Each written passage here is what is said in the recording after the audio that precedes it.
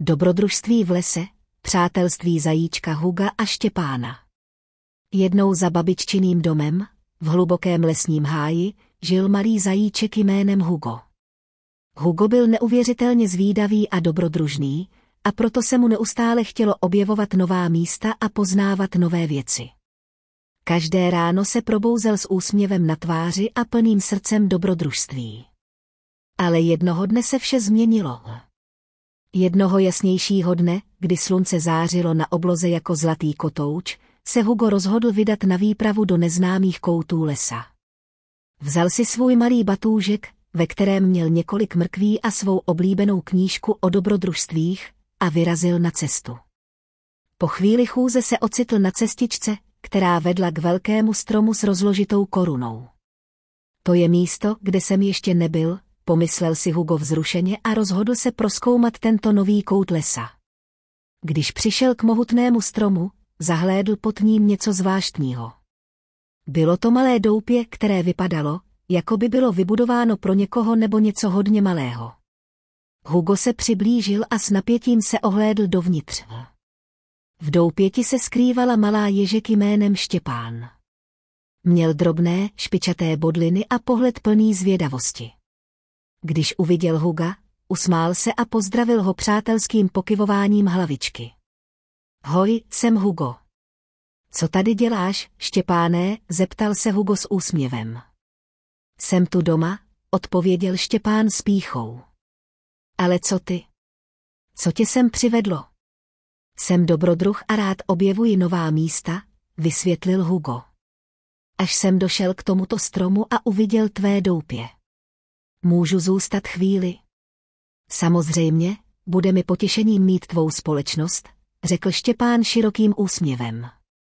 A tak Hugo a Štěpán strávili spolu celý den, vyprávěli si příběhy a objevovali krásy lesa.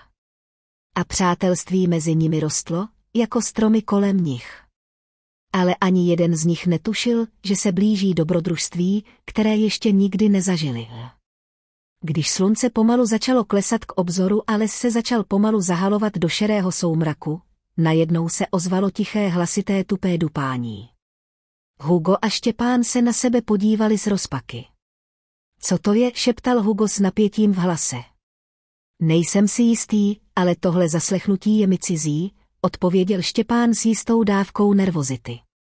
Pomalu se přiblížilo stále hlasitější a hlasitější tupání, až se z něho stala hromová bouře zvuku. Najednou se objevila postava, která vypadala jako lesní medvěd, ale měla o něco mohutnější postavu a pohled plný odhodlání.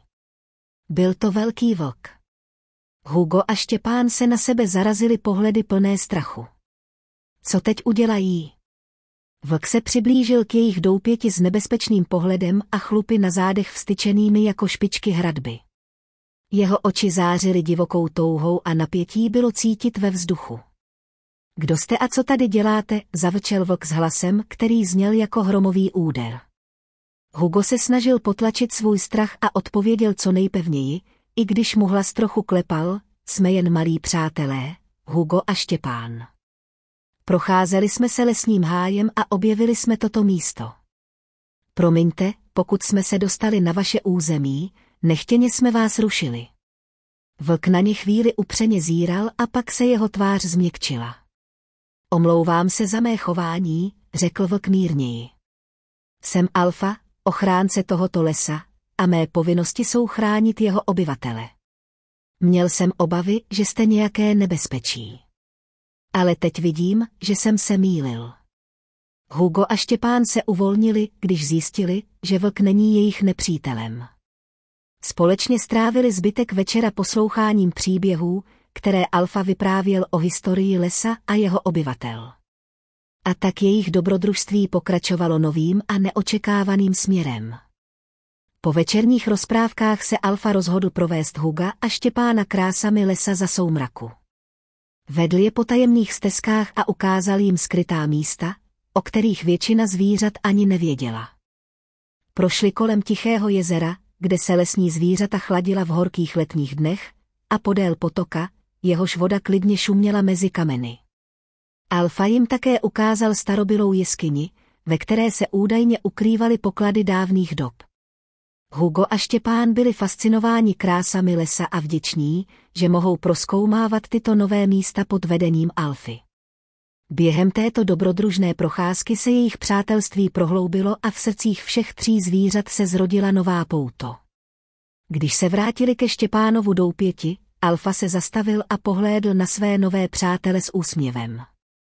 Doufám, že jste si užili tento večer stejně jako já, řekl s upřímností v hlase.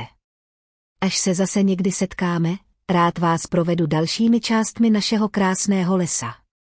Hugo a Štěpán se rozloučili s Alfa a plni dojmů se vrátili do doupěti, kde sdíleli vzpomínky na tento nezapomenutelný večer. A tak jejich dobrodružství v lese teprve začínalo, plné nových přátelství, objevů a dobrodružství. Následující dny Hugo a Štěpán prozkoumávali les podél a široko daleko, často se vydávali na dobrodružné výpravy společně. Zjistili, že les skrývá mnoho tajemství a krás, které chtěli objevit. Stali se neoddělitelnými přáteli a společně čelili všem výzvám, které příroda na ně sesílala. Jednoho dne se však večer, když se Hugo a Štěpán vrátili do Štěpánova doupěte, setmělo až nečekaně rychle. Přišla bouře, taková, jakou Hugo a Štěpán ještě nikdy nezažili. Blesky osvětlovaly temnou oblohu a hromy duněly jako válečný pokřik. Větve stromů se ohýbaly pod náporem větru a listí tančilo ve vzduchu. Hugo a Štěpán byli zaleknutí. Nepamatovali si, že by se něco podobného stalo od doby, kdy se poprvé setkali. Hledali útočiště v Štěpánově doupěti a sevřeli se k sobě, aby se navzájem uklidnili. Bude to v pořádku, Hugíku, řekl Štěpán s pokusem o uklidňující tón. Jsme spolu, a to je to, co je teď důležité. Hugo přikývl, ale uvnitř cítil zášť strachu. Doufal, že bouře brzy skončí a že se ráno opět probudí do klidného a bezpečného lesa. Ale předtím, než se bouře uklidní, budou muset spolu s Štěpánem překonat ještě mnoho výzev. Bouře zuřila celou noc a Hugo s Štěpánem se drželi pevně spolu v Štěpánově doupěti. Blesky svítily do temnoty a hromy duněly jako divoká bestie. Uvnitř doupěte bylo slyšet jen jejich rychlý dech a šum bouře venku. Když se ráno konečně probudili, zjistili, že les kolem nich byl značně změněn. Stromy byly pokáceny, cesty zaneseny troskami a potoky rozvodněné. Ale Hugo a Štěpán byli v bezpečí. Musíme zjistit, jak to vypadá venku, řekl Hugo s vážným výrazem. Potřebujeme zjistit, jestli jsou všichni v pořádku. Jsem s tebou, Hugíku, odpověděl Štěpán a přikývl. Zvládneme to společně. Opatrně vyšli ven ze doupěte a spatřili zdevastovaný les. Ale nebyli sami. Další zvířata začala vylézat ze svých úkrytů, aby prozkoumala škody. Mezi nimi byl i Alfa, který se zastavil před Hugem. Jsme všichni v pořádku, ale je tu hodně práce, kterou je třeba udělat, řekl Alfa vážně. Potřebujeme vaši pomoc, abychom obnovili náš les. Hugo a Štěpán okamžitě souhlasili. Byli ochotni pomoci svým novým přátelům a obnovit les, který pro ně však měl tak velký význam. A tak se jejich dobrodružství pokračovalo, tentokrát v podobě společného úsilí o obnovu a nový začátek. Společně s Alfa a ostatními lesními obyvateli začali pracovat na odstraňování trosk, zpevňování lesní půdy a znovu zalesňování postižených oblastí. Byla to náročná práce, ale díky jejich vzájemnému úsilí a spolupráci se postupně les začal vracet k životu.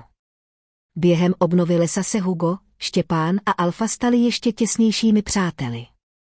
Společně sdíleli radosti úspěchů i tíživé chvíle, které s sebou přinášela obnova. Jejich přátelství bylo jako pevná síť, která je spojovala a poskytovala jim sílu překonat veškeré překážky. Když se po několika týdnech podařilo les obnovit do stavu, který připomínal jeho původní krásu, uspořádali Hugo, Štěpán a Alfa společně oslavu. Byla to oslava nového začátku a pevného přátelství, které vzniklo v náročných podmínkách. Při oslavě si uvědomili, jak daleko se posunuli od chvíle, kdy se poprvé setkali. Z malého náhodného setkání vyrostlo hluboké přátelství a společné dobrodružství, které ještě teprve začínalo. A tak žili Hugo, Štěpán, Alfa a ostatní lesní obyvatelé šťastně a spokojeně ve svém obnoveném lese. Jejich přátelství bylo nezlomné a jejich dobrodružství pokračovalo, plné nových výzev a překvapení, která na ně čekala v tomto magickém lesním království. Pokud se vám pohádka líbila, nezapomeňte dát like a odběr.